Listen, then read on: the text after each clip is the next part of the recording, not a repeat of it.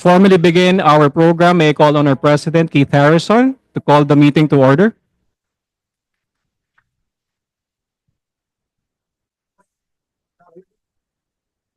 Great pleasure. I wish to call this meeting to order of the Rotary Club of Makati to order. Thank you, President Keith. At this point, may I request everyone to please rise for the invocation to be led by Rotarian Nikki Ramos, followed by the singing of the national anthem, the RC Makati hymn, and a recitation of the four-way test.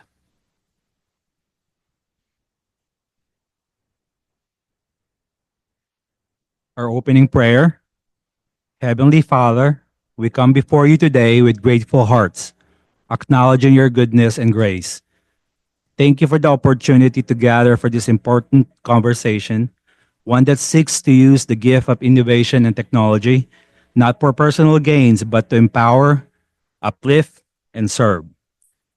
Lord, as we explore how artificial intelligence can be harnessed with a human purpose, may we be guided by wisdom, compassion, and integrity. Inspire us to see technology as a tool to promote dignity, empower women, strengthen our communities, and build a future that reflects your heart for justice, mercy, and love. We commit this time to you, asking for your blessing, your presence, your guidance in all we do. Let's also pray for the repose of soul of the deceased popes, including Pope Francis. May he rest in peace. In Jesus' name we pray. Amen.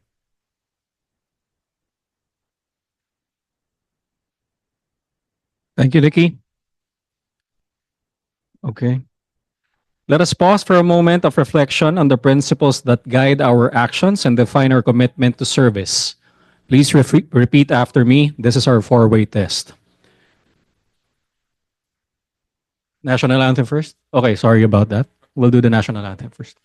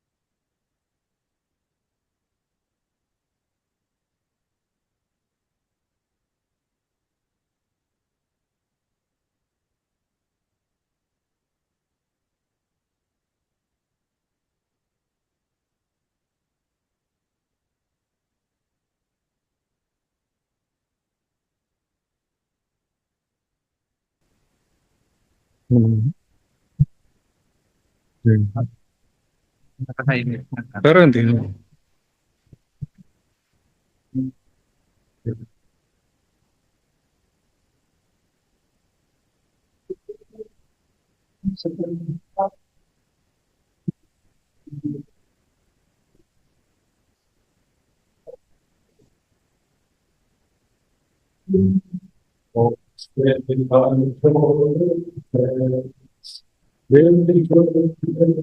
Along the way, giving hope to the world.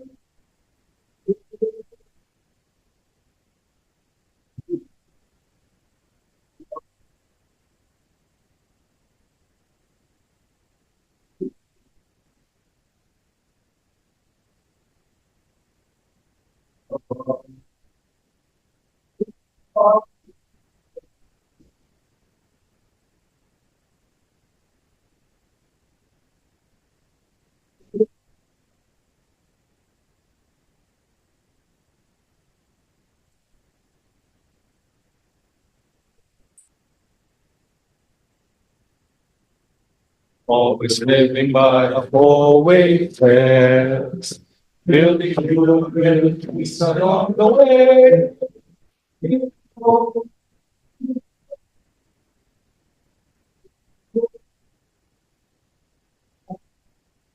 Forward, forward.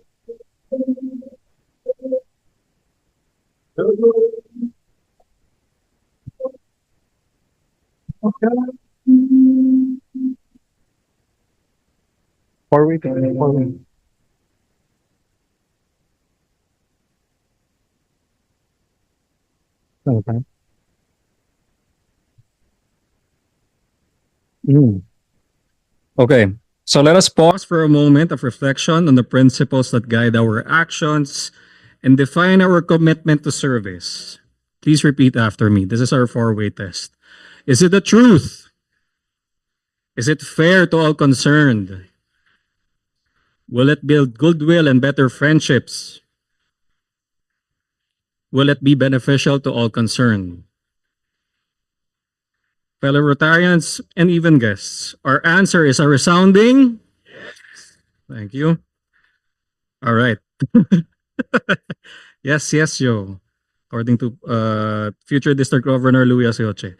Thank you, everyone. Now let's take a moment to warmly acknowledge our guests and visiting Rotarians who are with us today. Please sit down. I'm so sorry. No, I want to keep you guys standing up. No, I'm kidding. So for our dignitaries, we have our past District Governor Toli Kila. We have our first and Rachel Harrison. We have our guests, Attorney Sam Celis from Marinol. Past District Governor Eddie Chua. We also have Mr. Benito Chua. Hello, sir. We have Michael Del Carmen. Hello, hi, Michael. We have Andre Yap. Hello. We have Carlo Almendral. Hello, hi, good afternoon. And we also have Cheryl Kim. Hi. Okay. We have Bobby Jimenez. Yes, hi, hi. Hey, Bobby. Thank you for joining us.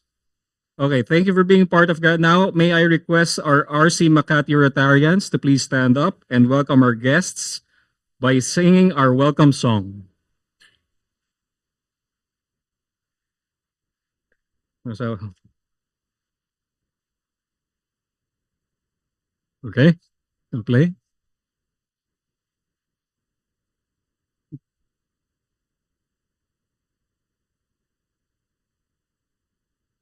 Of Rotary we need you. Oh, friends of Rotary, feel that our friendship is real. Feel that you're here today. So take back home a bit of fear.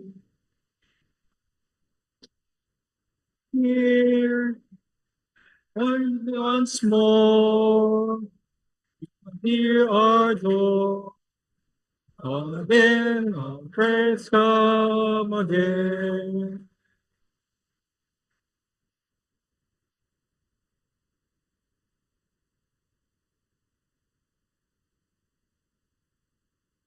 May I sit down? Thank you very much.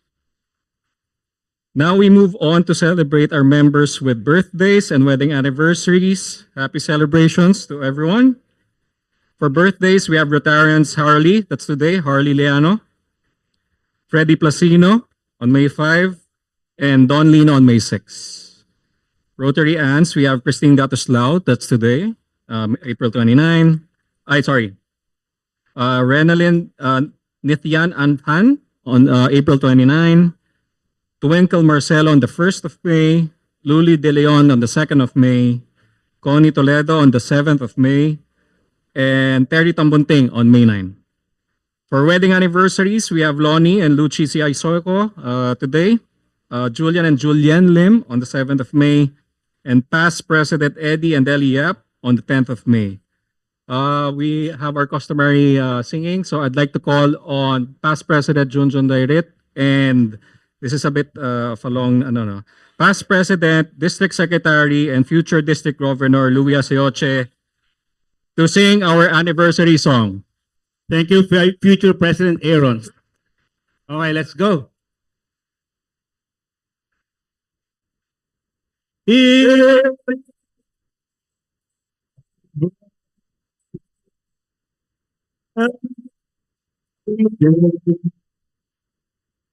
let's celebrate this important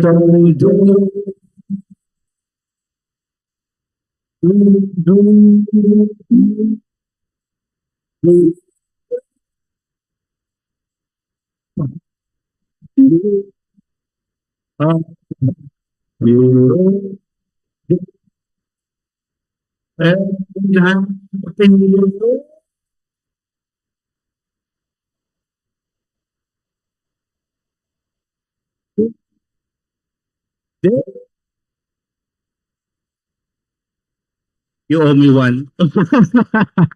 Okay, o daw si District Governor. Louis. Thank you, past presidents. Now we will be witnessing the signing of the Memorandum of Agreement and the turnover of donations between the Rotary Club of Makati and the Marinol Ecological Sanctuary.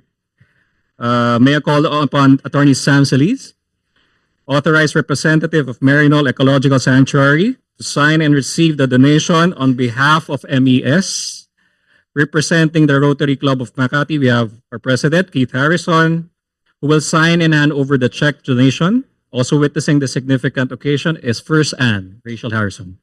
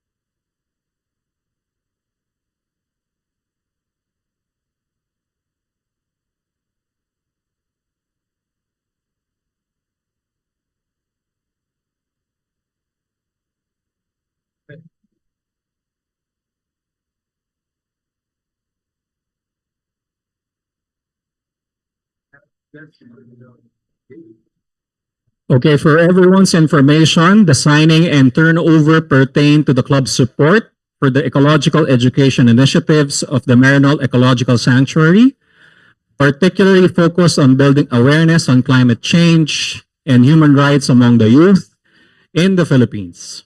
This includes printing of 225 copies of the Climate Change and Human Rights for Youth in the Philippines Handbook, which will serve as a key resource for teachers and school administrators integrating these critical issues onto the curriculum of grades 3 to 10.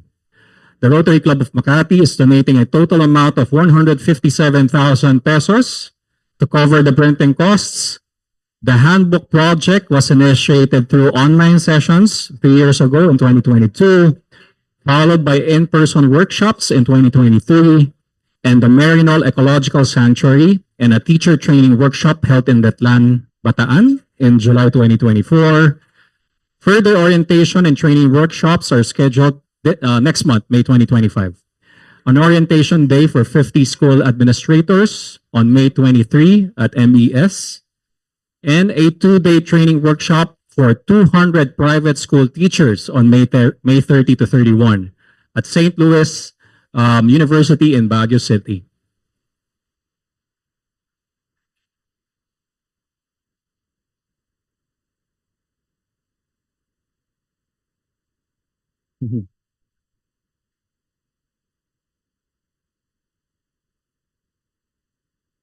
All right, thank you very much. So while we're doing that, moving forward, let's listen to some important club functions and committee announcements. Sakto, PNE, Howie, would you like to make an announcement for, no? Okay. I'd like to call on Rotarian Anton Cabrera. Anton Cabrera? Okay, Anton, maybe you'd like to announce our initiative on the 24th? Hi all. So on May 24, we will have our first ever Rotary art exhibit.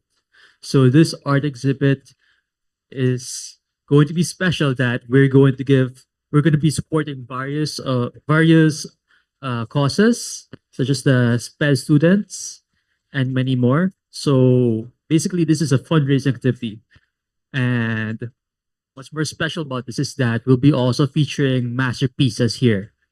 And alongside them would be the rising artists, where we aim to support them as well. So I'm really hoping that everyone would be able to participate and at least buy something there. And that's all. Thank you. Thank you, Anton. Okay, to add, so again, mark your calendars. Our first ever Rotary Club of Makati art exhibit is happening on May 24 at the Rockwell Club. It will start at 2 p.m. and it will end at 10 p.m. So as Anton mentioned, yes, we will be featuring the works of masters, Filipino masters. But equally important is also we're featuring the works of Rotary Club of Makati artists. And if I can name a few, one is me. Anton is also a Rotarian and an artist. And also we have Angela Garcia, the wife of Inigo, who's also an artist. So we will be featuring her artworks as well. If I can also add to what Anton mentioned, we're supporting the SPED programs that we're having in Pio del Pilar National High School, the Philippine Institute of the Deaf, and third is the Stepping Stone. So all proceeds, at least a good portion of the proceeds, will go to those programs. Thank you very much. Now it's President's time. May I call once again on President Keith Harrison.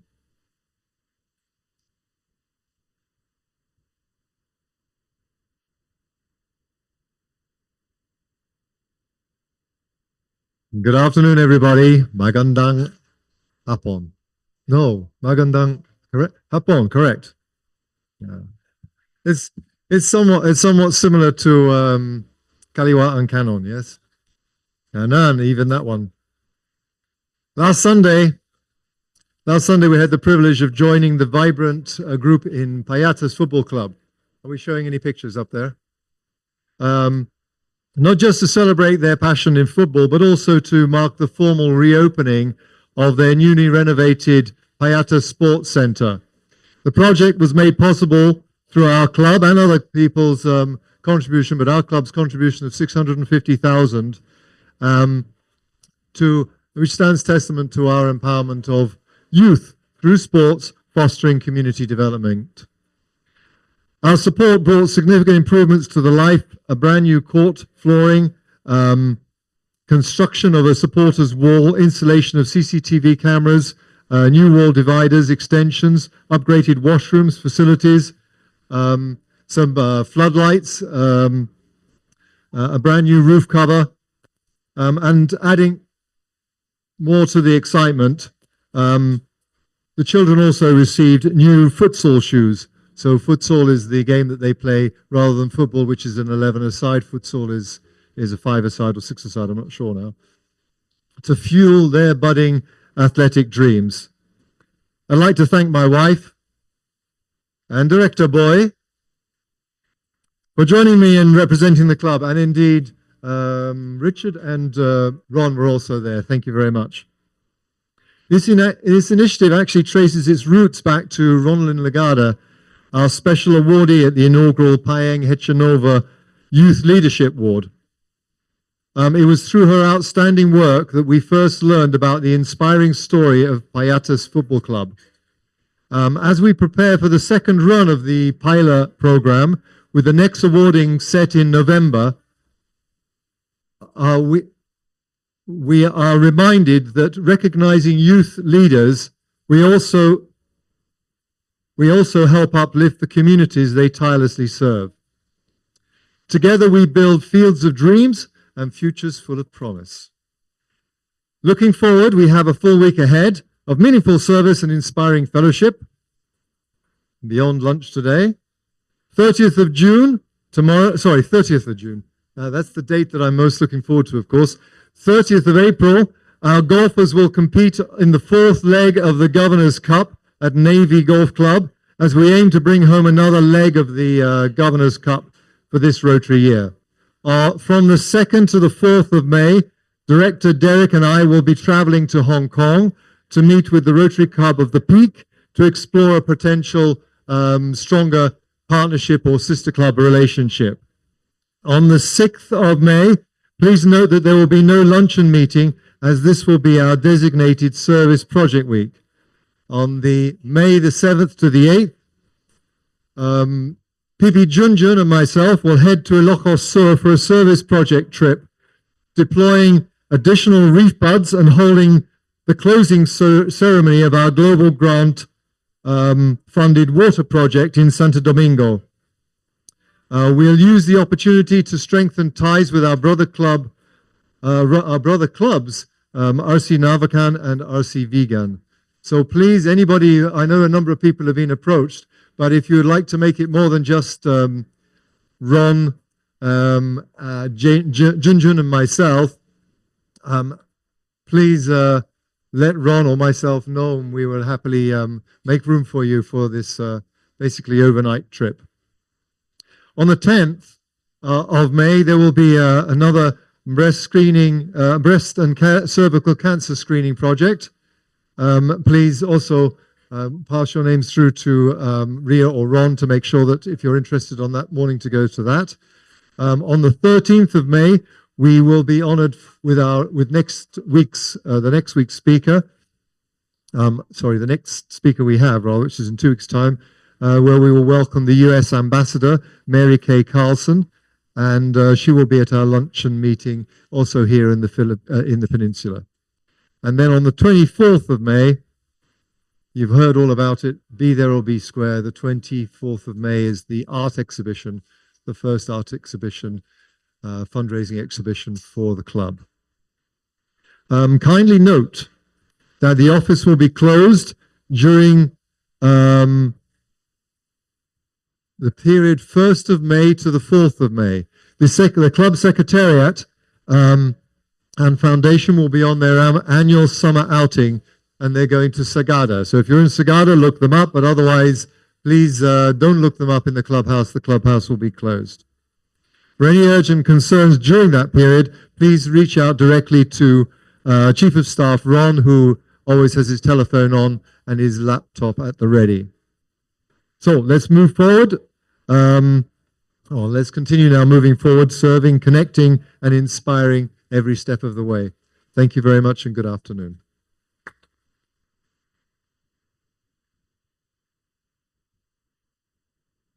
Okay, thank you very much, President Keith. We now proceed to the highlight of today's meeting. Our guest speaker, Ms. Gina Romero. May I call on Rotarian Patrick Parongao to introduce our speaker.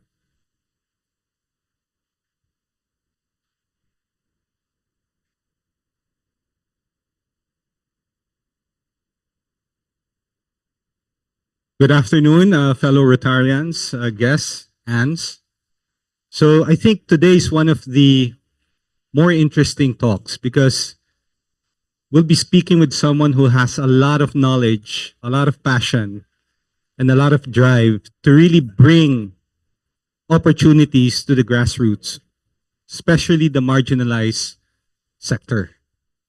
And one of the anchoring foundations which caught my attention when I met Gina a year ago was really applying artificial intelligence or AI. At this point, a lot of people talk about AI, but only a few really is able to implement it in a way that can really affect lives. So with this, Gina told me, don't read the whole speech or don't read the whole introduction, but I will because I feel I'm not doing justice to all the accolades and achievement Gina has done. So here we go. Listen intently because there'll be a quiz after. Gina Romero is a Filipino-British entrepreneur and advocate for inclusive AI. She is the founder and head of special projects at Connected Women and Mettamatch, a data service company powering ethical AI solutions with a diverse remote workforce of Filipino women. She launched Connected Women in Singapore in 2013 and moved to the Philippines in 2016 to scale its impact. Today, the organization is multi-awarded for its work in inclusive innovation, women's economic empowerment, and the future of work. Gina's leadership and the work of Connected Women and Mettamatch has been featured in local and international media, including a recent feature in Vogue Philippines. Her contributions have earned her recognition as a finalist in Venture Beat's Women in AI Awards and as a recipient of the Towns, which is the Outstanding Women in the Nation Service Award for her work in women's empowerment through ICT. She contributes to international AI policy discussions, including the UN's Governing AI for Humanity report, and serves on the Global Council of She Shapes AI, the Towns Foundation, and I think more importantly, in my perspective, the Board of Trustees of De La Salle University. So without further ado, Gina, please welcome Gina Romero.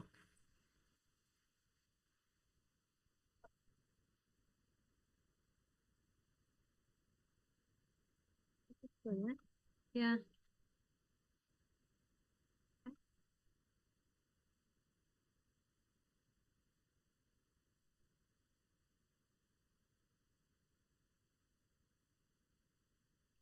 Thank you. Thank you so much, Patrick, for the long introduction. I hope you don't mind if I come here. I'm very clumsy.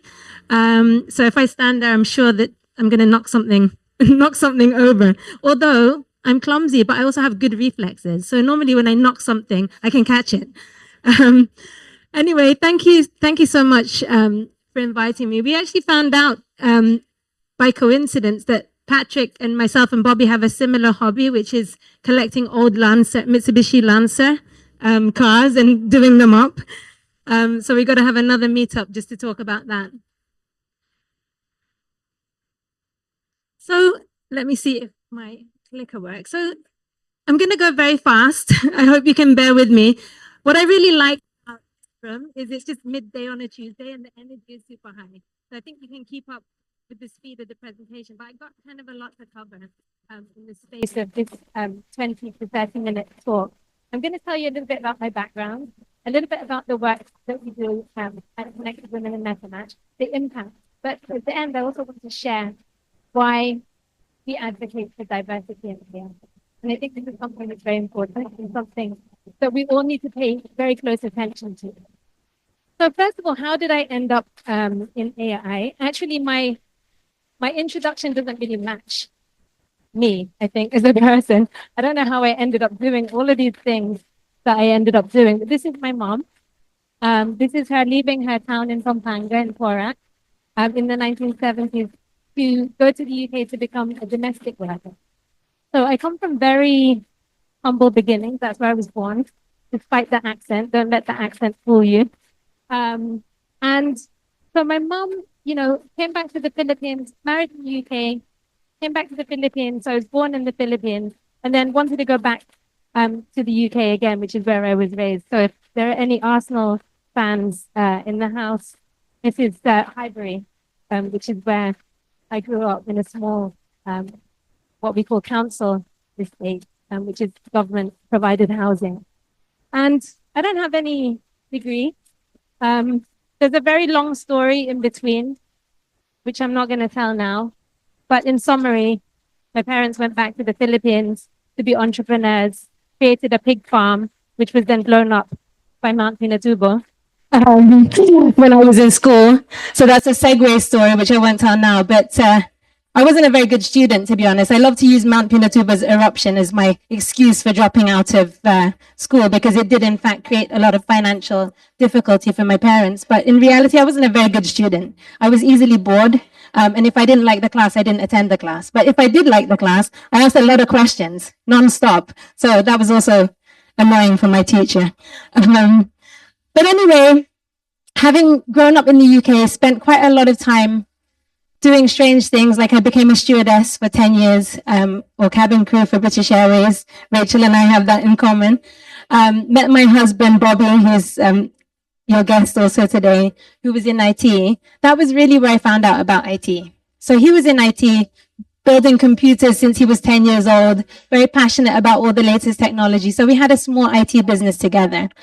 And what happened was quite interesting because I had a segue into women's community building because I joined a group in the UK called the Athena Network, kind of similar, I guess, to the Rotary and how we meet to do business and help one another, a little bit more focused on actual business networking. And I noticed that a lot of women were not using technology as well as they could. A lot of very senior executive women were leaving their jobs where they had very high flying careers, started up on their own, and then for some reason didn't scale. So I became curious about why women were not scaling their businesses, and I found a big link to technology. A lot of the women in my group were very, very proficient in their areas of expertise, but they just didn't use technology. And at that time, which was around 2005, I felt that they were missing out. So the kind of connection between technology and women's empowerment came about. So I carried on doing that, and eventually we had an opportunity to move to Singapore because of my husband's work. So this was a bit of a turning point in my life because I met Beth. So Beth is my son's yaya. In the UK, you don't really have a yaya unless you're very privileged and very wealthy. But as you know, in Asian countries, we're lucky enough that as long as you have a job and an income, you can actually afford to have help. And Beth was our yaya. She's Filipina. And I was so sad by her story because she had actually left her kids behind because her husband passed away when the kids were just little. And she'd been in Singapore for 8 years and had never been home to see her kids. So I said, Beth, go home first, see your kids. And she said, no, ma'am, I want to save every penny for my kids' education. And that hit me so hard because I thought, how could it be possible that decades after my mom had left the country because of lack of opportunities at home, this was still happening? So that actually led us back to the Philippines, which was never really an intention. It was never a plan. In fact, most of the things that I ended up doing were never a plan. Oops, I don't think it's clicking anymore. Could you pin that for me, Echo? Thank you. Oh, now it's working. Is that you or me? There you go. It's me again. Okay, there you go. Yeah. So the question that we asked ourselves, and to be honest, we didn't really have a solid plan. And I think the entrepreneurs in the room will understand this, right? You have a feeling and you have a sort of plan, but you just need to act. So we came back to the Philippines and the question was, how can we bring opportunities home for Filipino women? Knowing what we knew about women's community building and how if we encourage women to use technology, they can really adapt and do more. And knowing that technology is a game changer and a real opportunity to level the playing field and bring opportunities to those who maybe didn't have access before. This is me in my mom's town, by the way, when I came back, and it hasn't changed that much. So the initial idea for the business was connected women as a job matching platform. So if you think about Upwork or any of these platforms where you can go and hire remote freelancers, that was actually the original business model. And it was such a great idea in theory because we would just bring these women into the platform and then let them get matched to jobs that they could do online flexibly and from home. And all these businesses that I was meeting in the UK and Singapore would all need to hire these women. It was such a good plan and it had a great mission behind it. The mission was really to elevate the lives of Filipino women by giving them access to socially responsible, in other words, work that they could access flexibly and from home, even while raising their families. And we also wanted to build towards the bigger vision, which was to really include women in the workplace. Because as we know, the traditional workplace is not really designed for women's lives most of the time, given that most women will be caregiving and taking care of the home. That was really the mission. The actual job matching platform didn't really go according to plan. We raised funds actually because we wanted to be a for-profit business and not a charity or an NGO, because we believe that what we're doing is commercially viable. We raised funds and we built the platform. And it was so exciting because we launched the platform and then people were hiring people from the platform. But then I looked at the people that were getting hired. One of the hires was actually the former creative director from Ogilvy. Another had come from as an EA from a very big and successful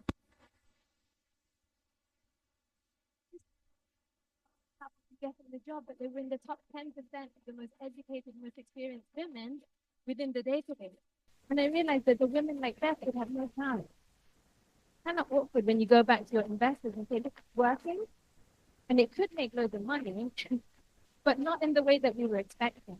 What we didn't anticipate, but there are so many women, and even still now, there's an opportunity where women just want to work because they're in amazing jobs, but traveling through 3 hours of traffic there and back and missing their children growing up and everything else is really not worth it. And then the pandemic hit. So fortunately, because everything was a clean slate and everyone was scrambling to figure out what to do, we had the opportunity to do that. So I pitched to my investors because I've been looking online and trying to figure out what are the jobs that anyone can do with the least education, with the least infrastructure, with the lowest possible device, and with the least amount of skill. What could anyone learn? And I found companies that were going into the slums of Africa and Nairobi and teaching women how to get skills for the AI industry. Basic skills, but very important skills that I needed to prepare the data that is used to train AI. So I'm going to skip the why women because I'm pretty sure that everyone in the room here knows that there's a very big need to bring more women into all different areas of economic participation. And I'm pretty sure that you're all very familiar with the barriers. But I do want to highlight the lack of participation of women in STEM. And I think that will come up later. And I know you're already doing some great work in this space as well. So how did we pivot Connected Women? So we actually created a company called Mettamatch. Connected Women is still there, but Mettamatch provides data services to those in the AI industry. So remember, we started this in 2020 when everyone thought we were crazy because most people were not using AI day to day as we all are now, and nobody really knew what kind of impact it's going to have on the world or how soon. But I think right now it's a little bit easier to do this talk because most people are very curious and interested in what's happening in here. And to be honest, nobody really knows, right? Everybody's just predicting. So these are some of the things that we do. They're technical terms. But one thing that I would want to point out is back in 2020, when we started doing this, we were basically doing encoding and manual work, very manual work. Now the AI does the work. So the annotation work, the extraction of text from unstructured forms, AI does it, we oversee it.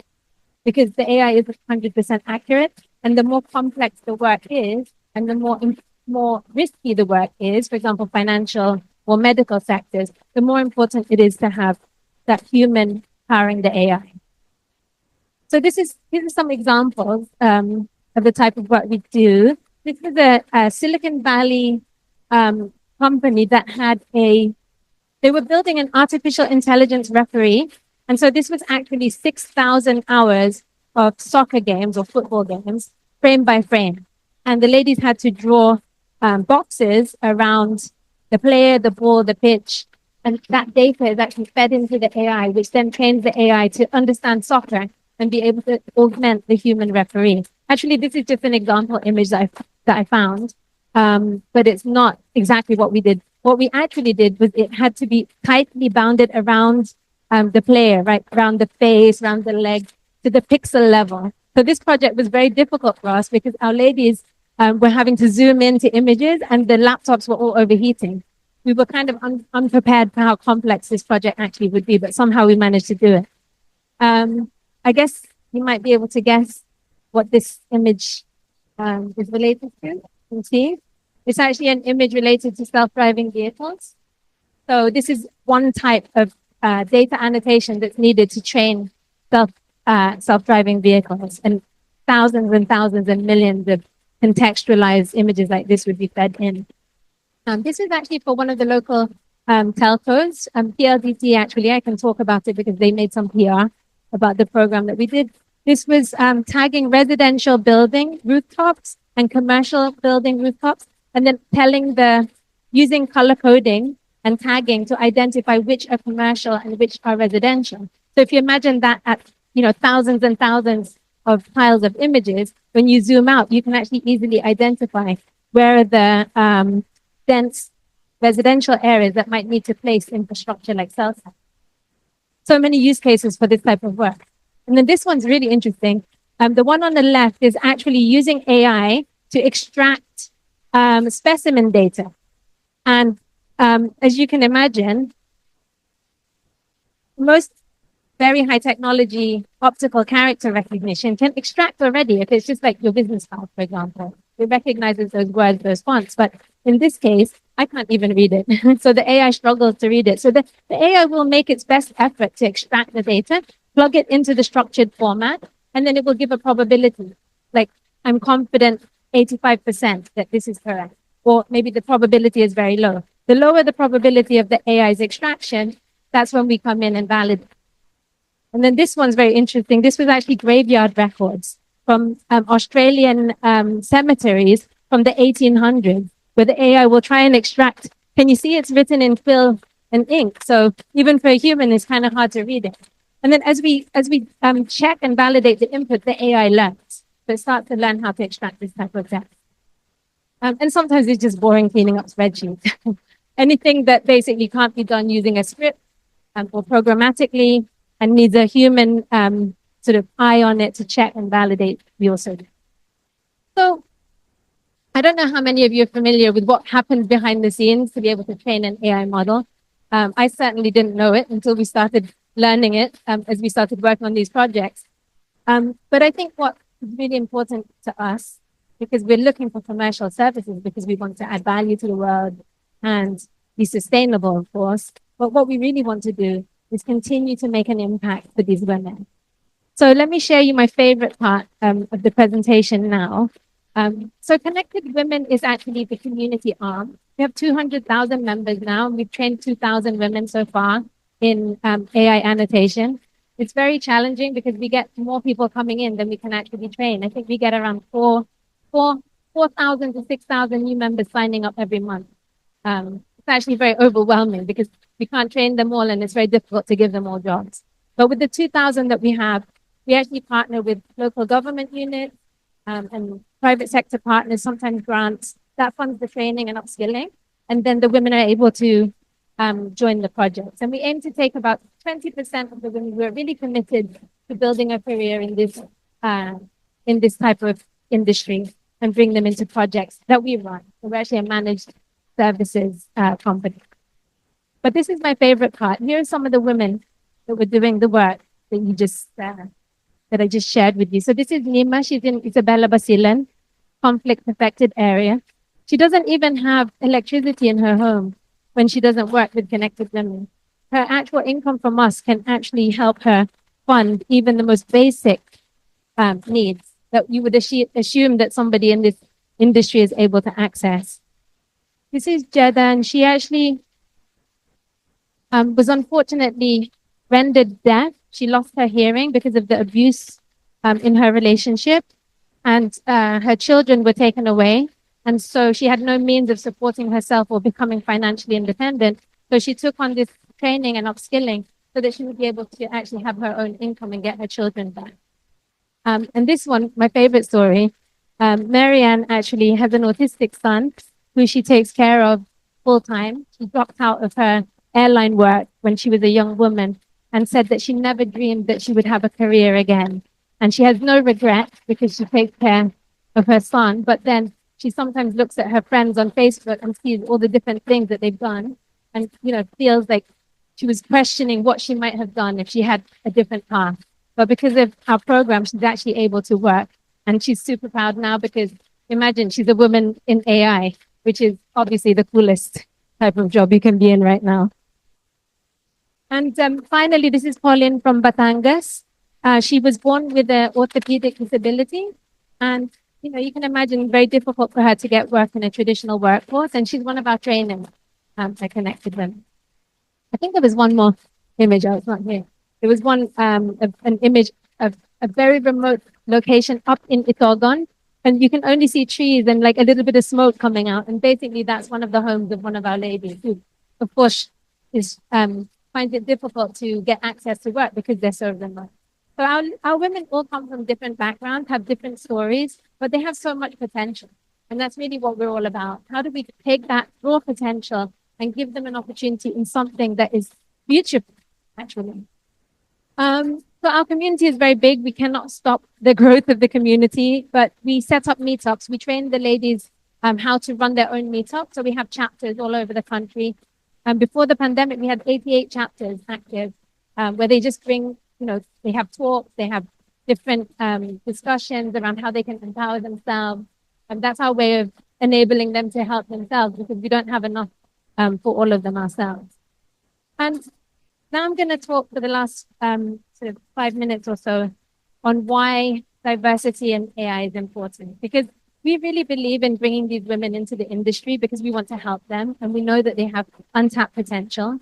But there are actually a lot of other reasons where, as business leaders, we need to think about when it comes to this type of training data and these types of systems that we're building. I'm sure that many of you have heard about all the hype and there's so much uncertainty, to be honest. I feel so much for the young people because it's really hard to be a young person anyway, when you're trying to figure out what to do with your life and where you want to go with your life and live up to all the expectations. It's even harder right now because nobody can tell you and give you decent advice. What do you tell your young people? I tell them, plan short, plan 3 months at a time and don't feel overwhelmed because I don't have anything else to tell them. So these are some examples, and I'm sure some of you have heard about some of these examples of AI sort of going wrong. This one, I'm sorry to name and shame Amazon, but they're such a huge company. And my point is really that even big companies can make mistakes that affect people. They had a facial recognition system called Recognition with a K. And someone wanted to test this. It was actually trained on mugshots of criminals. And the idea of this was that it would be able to identify from a photograph someone who was actually part of this mugshot database. But unfortunately, somebody did a test and ran the US Congress through the system, and it flagged up 28 members of US Congress as potential criminals in the mugshot database. And I'm sure you can imagine they actually profiled people, and it was mostly people of color. So that tells us that if you train a system on societal bias, right, because most of the people that are in this database in the first place are people that have actually been through societal challenges and ended up in criminal space, it actually causes the system to assume that other people that look like that person would also be criminals. That's actually not a technology failure. That's a systemic failure. This one, it's kind of funny, not funny, but I think relevant to some of us or all of us in the room, is where a passport checker, where you upload your data and your photo, persistently refused to accept this man's passport photo because it kept telling him that his eyes were closed. So again, if you think about the training data, this training data did not have enough diverse faces to be able to identify what a person's eyes look like if they're Asian. This one you may have seen. So there's a lot of apps where you can actually change your face, right? Like fix my hair or, make me look more professional, i.e. maybe put me in a suit instead of me being in my sports jersey. But this student uploaded her photo and it actually made her white and gave her blue eyes. But the prompt was to make her look more professional.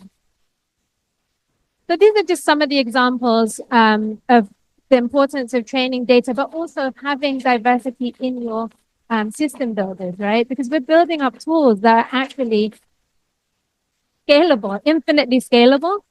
So if you build tools that actually scale up existing biases, and we're not very careful about the tools that we're building, why we're building them, and who is building them, we're really at risk of going backwards in society. So our key sort of message is, if we really want to build fair, resilient AI that's aligned with societal values, we need to make sure that we have AI and data literacy at all levels. I really worry sometimes that decision makers and senior leaders don't really understand how AI works and how it's built. So it's really good that we talk about these things a lot and make sure that everybody understands how AI really works. Diversity and inclusion in AI, I don't think is talked about enough. And I think that's something that we all as leaders need to be talking about so that we can protect the vulnerable people and those from communities that wouldn't have a seat at the table to be able to have their voices heard. And this is really our message and how we contribute to policy advocacy. It's really about gender disparity, not just being looked at as an economic loss, but really looking at it as a societal risk. These things affect all of us. So it's really important that we make sure, well, our advocacy at Connected Women is, of course, about women's full and equal participation, but this includes all minorities. We actually had a recent project earlier for the deaf, where we want to train the deaf to be able to collect data about the deaf, because they're often overlooked because there's no data about them. Because how do you collect data about deaf people unless you yourself are deaf? So it's a really complicated problem to solve. We need to help them collect and analyze their own data and submit their data so that it can be included in important discussions. And of course, the ethical supply chain risk in this industry is very high. I'm not sure if any of you saw the recent publication from Washington Post and others about the invisible workforce behind AI, where people are really coming from vulnerable backgrounds and low-income backgrounds to do this work. So they are actually at risk of exploitation. And this is something that we also speak up about. Make sure that people understand that AI is built by humans, and those humans need to be protected like any other humans in the supply chain. And these were some of the exposés that came up. And I think I really believe that, there's a lot of talk about AI ethics and AI policy, and I'm sure many of you are being dragged into this discussion as well. We have to make sure that we take the voices of those vulnerable people to the table. And we mustn't forget also those who are not even online. Actually, funny, I went to this GSMA event recently, and they talked about not the access gap. Like in the Philippines, we have an extremely high level of access to connectivity, but then there's a massive usage gap. People have access to getting online, but they don't get on, probably because of cost, and also they don't know how to get online or what to do when they were on. So this is something that I'm also thinking about. How do we help people access the connectivity that's available to them, but make sure that they can use it to participate in really meaningful economic activities. This was the Vogue feature with Mayor Siti Hataman, who is from Isabela Basilan. She's been training women in her locality. I think we've trained 200 women with her now. And she's questioned, like, why are you training women in AI when we don't even have connectivity? Some of the women have to travel by boat to actually go to her mayoral office where they provide connectivity so that they can do the training. And of course, they can't get the jobs because they don't have connectivity. And she said, I don't want to always be left behind. If we wait for the connectivity to come before we train our women, how will we ever be ready? We'll always be left behind. And I really believe that she's a visionary leader and that she can see how she can bring her women into this space, and she doesn't underestimate their potential.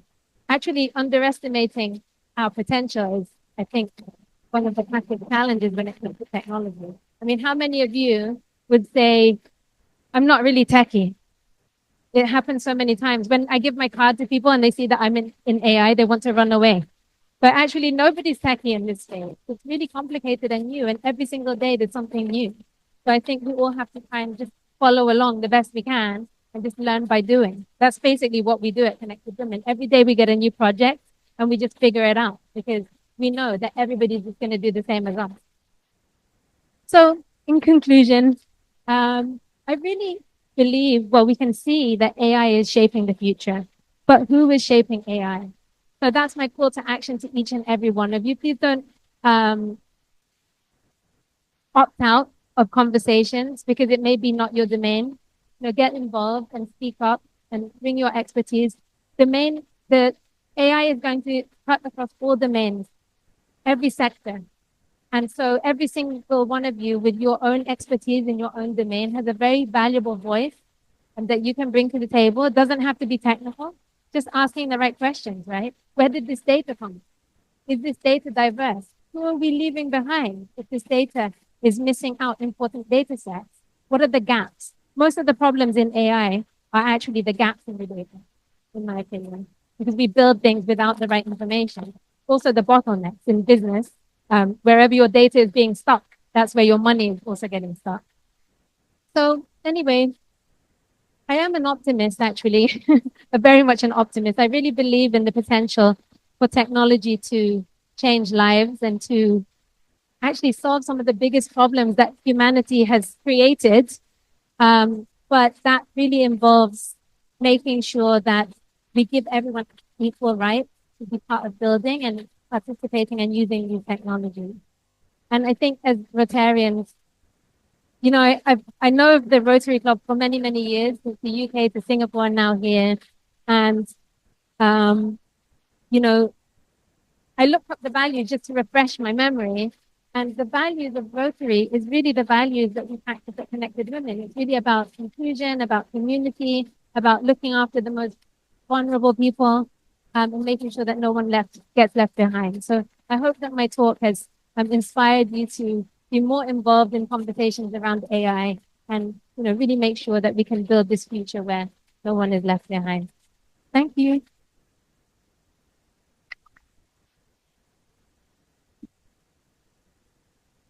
Thank you very much, Gina. I'd like to open the floor for questions.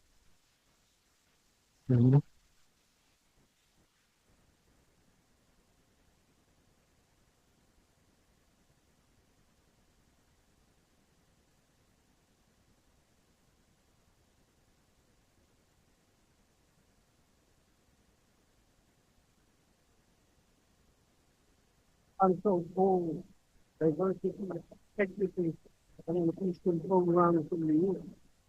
I wonder how that will impact the goals and objectives.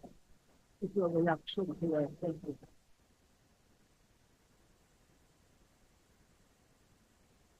Good question. What a great question. Maybe answer in two ways. So I think the first way is that, well, we were directly impacted. In fact, we lost grants, big grants for training women. We had a grant to train 700 women from families affected by tuberculosis. Big enough. But anyway, unfortunately, we did lose that grant, even though it was already signed. So I think it's always challenging to deal with shifting priorities that you're not in control of. But I think the good thing is our priorities haven't changed. And there are many, many people out there that still believe that what we do is important and other similar programs are important. So this is business as usual. We just look for the partners that are aligned with what we want to do moving forward, because it's a problem worth solving. And I think diversity is everybody's problem. If we lack diversity in any place, in any sense, then we will not see anything good in the society that we're looking for. So yeah, we just moved on and focus. But I really, really hope that let's see where it goes. Let's see where it goes, because I don't really understand what they're trying to do. Maybe that's my lack of understanding. So I'll watch closely and try and understand while also continuing the work that I do. Any other questions?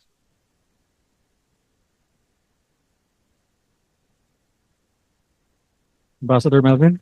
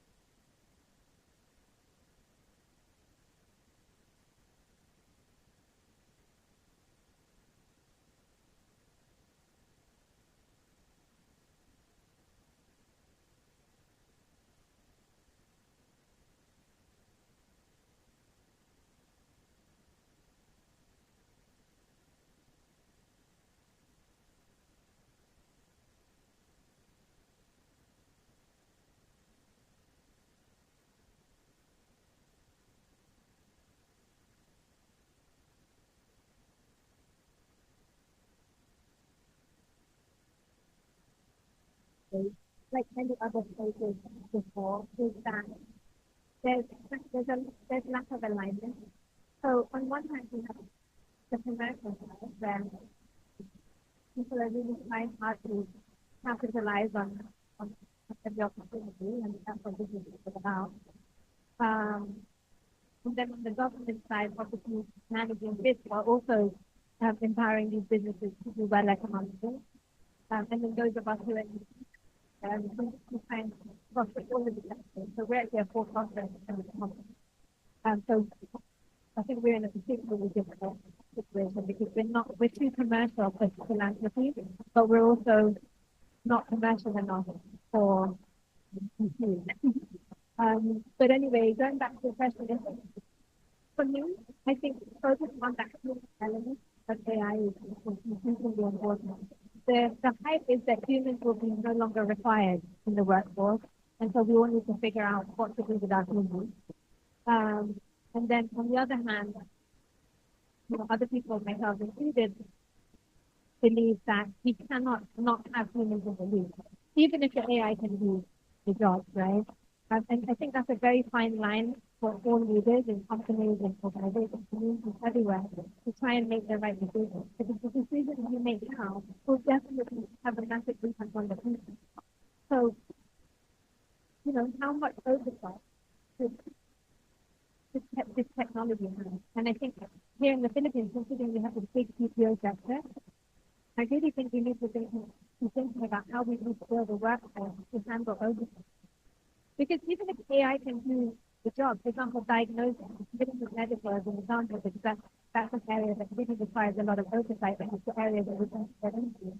How do you decide what the AI can decide without a human having the final decision? But I was thinking about this the other day, and I was thinking there are a lot of really competent people that work as workers, right? Employees. I'm sure you all have very competent employees, but we still have managers. Why do we need managers?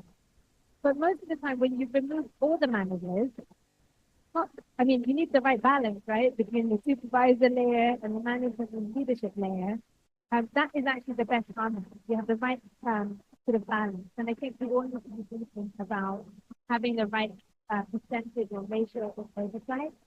How many, can AI make decisions? What decisions? Definitely, there are certain circumstances where AI should not make decisions, even if it can. And sometimes I give this example to the students, right? And they say, okay, some things you would want an AI to do, but would you want an AI taking care of your grandma? Probably not. Right? Some things have to be done by humans. And I think our biggest challenge in the coming years is actually trying to figure out what should an AI be doing, not what can an AI do. And that's again like the leadership, I think, challenge, because there are so many benefits to replacing humans with AI in so many different scenarios, but some of them will cost you more money than they save you. So I don't think we should be rushing these types of decisions. And I think innovation will happen to the way, but making sure that people are equipped with the decisions. Sorry, that was a very long answer because it was a very difficult question. I kind of rambled, but anyway, I hope it was helpful. Thank you for that question, Ambassador Belvin. Gina. Patrick? You have a question? For giving me space to decide one area that we need to be properly discussing. Because I think you kind of answered the question I was going to ask. It's really more about what is the next level of growth for women to have already done all the data are they now actually able to scale up and also be skilled enough to be effective in now knowing the nuts and bolts of communication tool, and maybe be the person that can actually evaluate an AI algorithm from an ethical perspective. So there are two different people, I guess, that we bring into the project. So thank you for that question. Some of the ladies who come from zero background, it may be maybe fisher folk or homemakers or the former domestic workers who really have had no professional experience in the workplace and no real technology skills. Actually, the barrier to entry for our program is very low. As long as they can navigate basic apps like YouTube and Facebook and install them and remove them and interact with them, they can already join. But obviously, there are certain areas that we need extra, like the name. So they could be coming from the financial sector, they could be coming from very specialized medical sector, and those those will not necessarily have AI training at all. So what we do is we build a team around a project. So we'll pull in the medical experts. Remember, it has a very big community. So we pull in the team from the medical sector, we pull in the project managers, we pull in the technical people, and then we pull in the annotators, and the annotation still depends on the complexity of the project. But to answer your question, some of the ladies who came from literally the most basic skills are able to do the very complex stuff because you can learn. But I think the fact that they opt in for this training and join this project in the first place tells me that no matter how complex it gets, they can definitely continue to upskill. I think it's really about mindset and attitude and that willingness to learn. And as you can imagine, some of them are in very difficult financial or personal situations. So they're hungry for an opportunity. And our clients, we have clients from all over the world. One of our biggest clients is a German client that has offices in US, Australia, and Europe. And we do some very complex financial validation work for them. And they're just amazed at how our ladies are able to do that work so well. And we jointly believe with that client that the reason why our quality output, speed, everything is so good is because this is not just a mundane job for these women. This is really a second chance that they've been given to build a career in a space that most people don't even understand. And I think because of that, it gives us a really sort of unfair advantage to other players in the space. Other than the fact that we empower them, we build community for them. All the other sort of impact work that we do, the soft work that we do, actually has direct effect.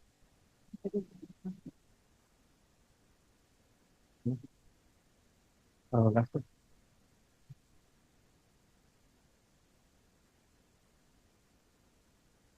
Sir George? Yeah, one more question. Last question.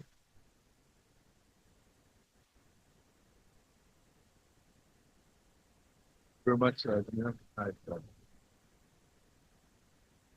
One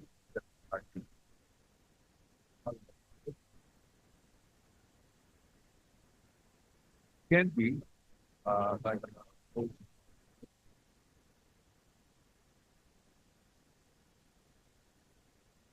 step from the past. But aside from that, uh, the common people for using it like for generic information. When you're actually Googling, it's actually controlling. But specifically for complex, it's a lot more. Moving the programming side of the hard model. So for AI to be really effective for artists,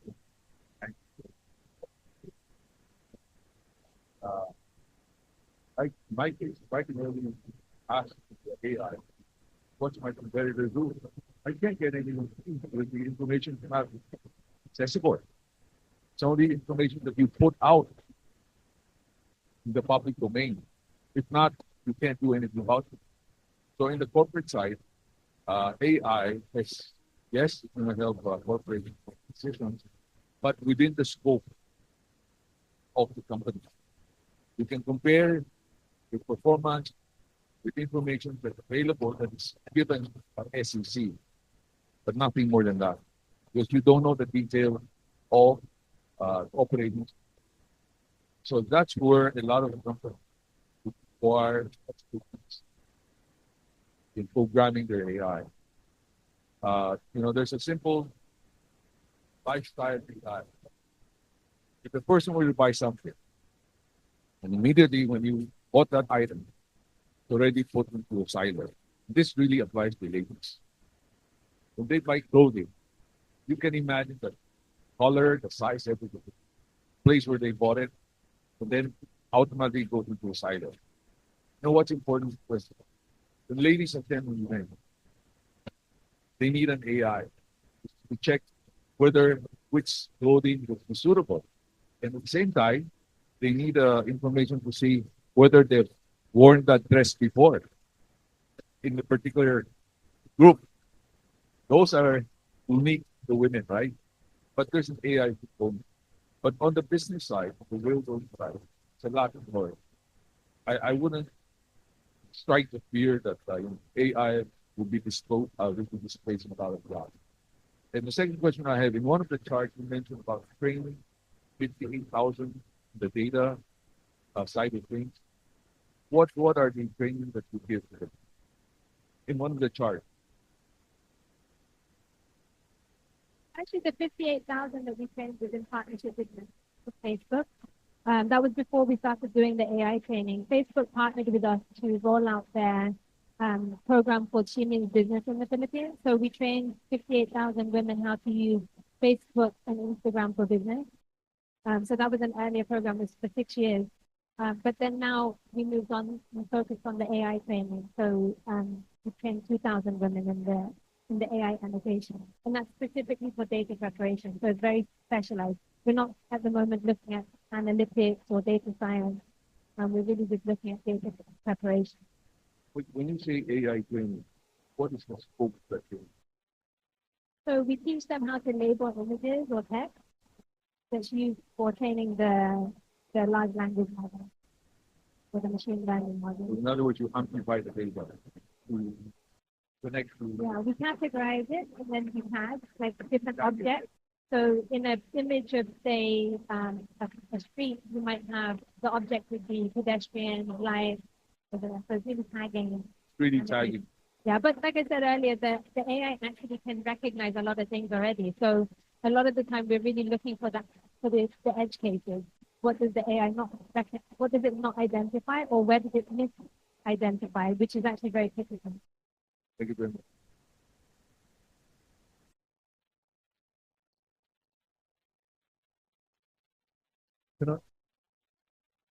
Okay. PP June. Last question. Last question.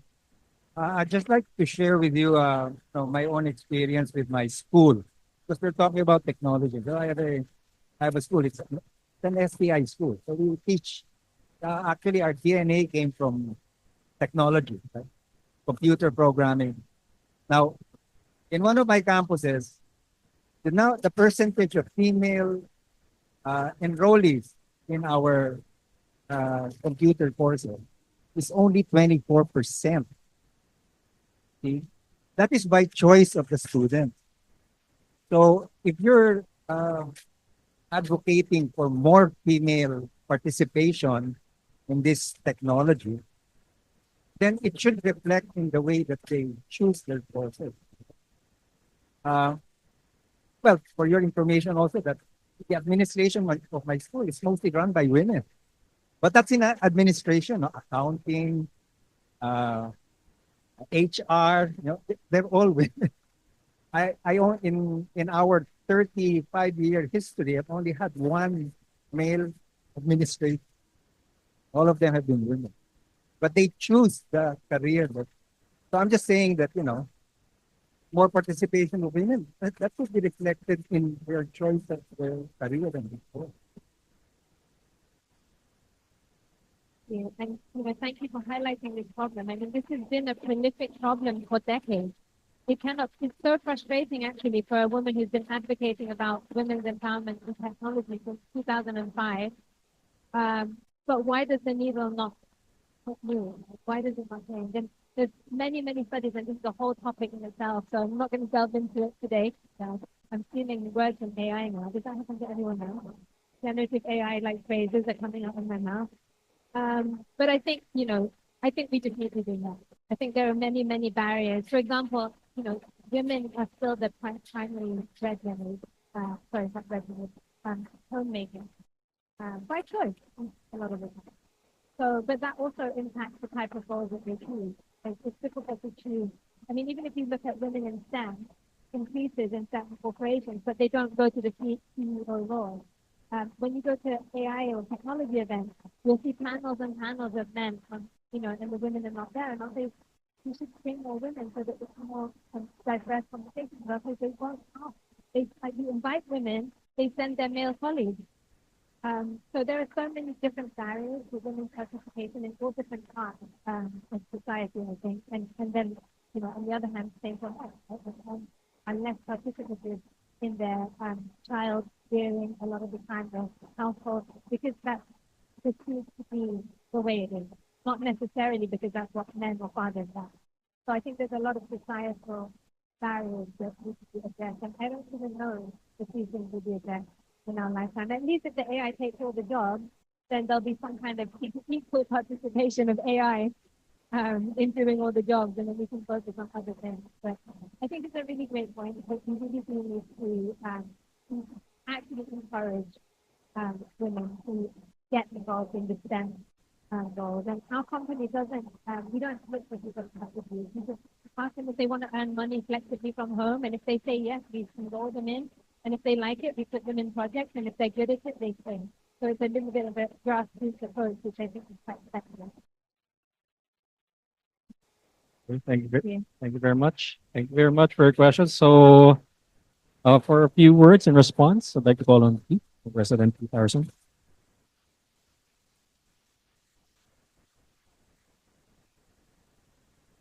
Firstly, Gina, thank you so much for speaking to us all. Please, a big round of applause for Gina.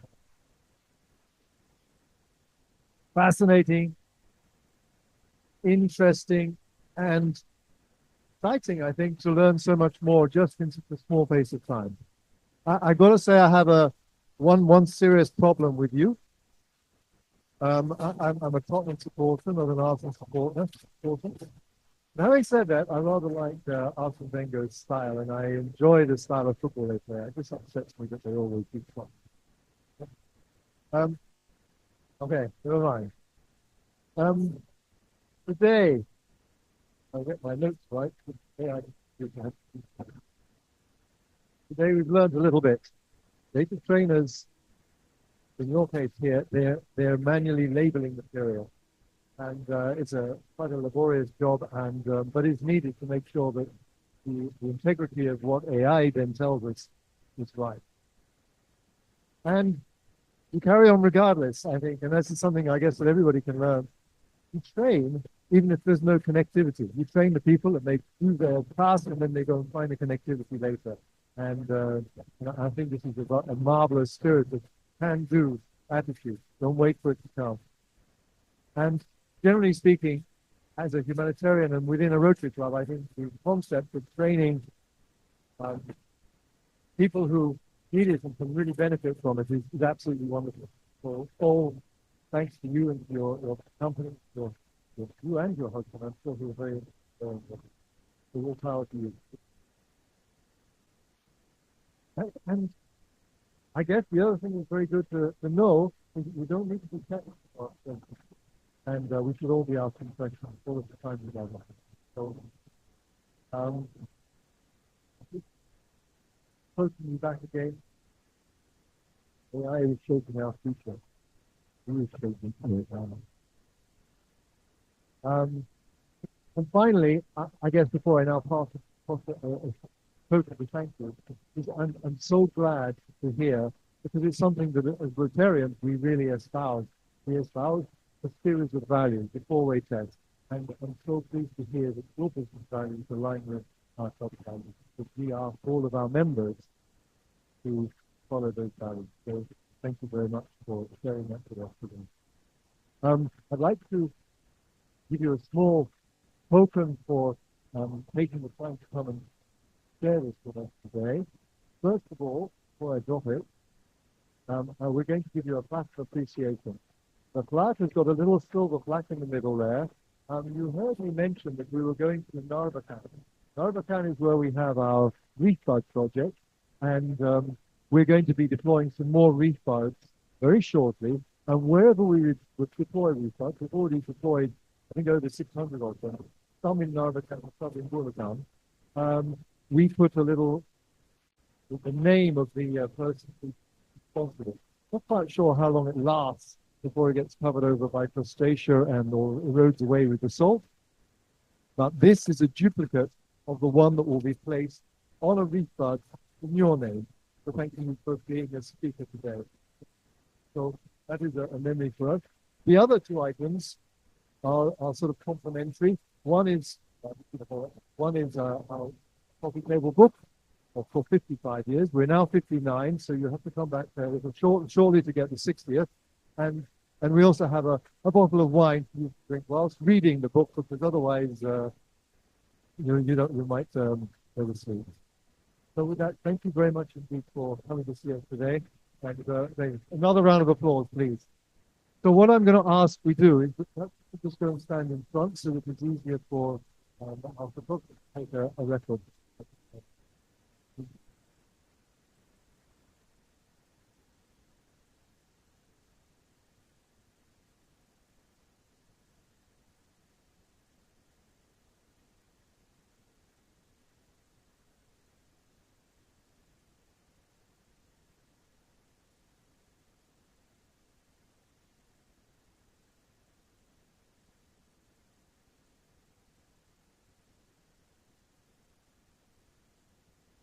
So now I have the final good important task to do for the day. Thank you very much, ladies and gentlemen, for attending. And I wish you a good afternoon. Meeting adjourned. Thank you very much. Okay, before everyone goes, we have a raffle, our usual yes. raffle. Raffle. Can we play? And Ambassador Melvin is here, so he's the usual winner of the raffle. Okay, can we start? Who's gonna be the winner for Macallan? Batu? And our winner is... Okay, one more time. Chito's not here anymore. One more. Again. And our winner is... PP Rene. Congratulations. Oh, ito. All right, thank you. And with that, thank you very much, everyone. We'll see you in the next luncheon.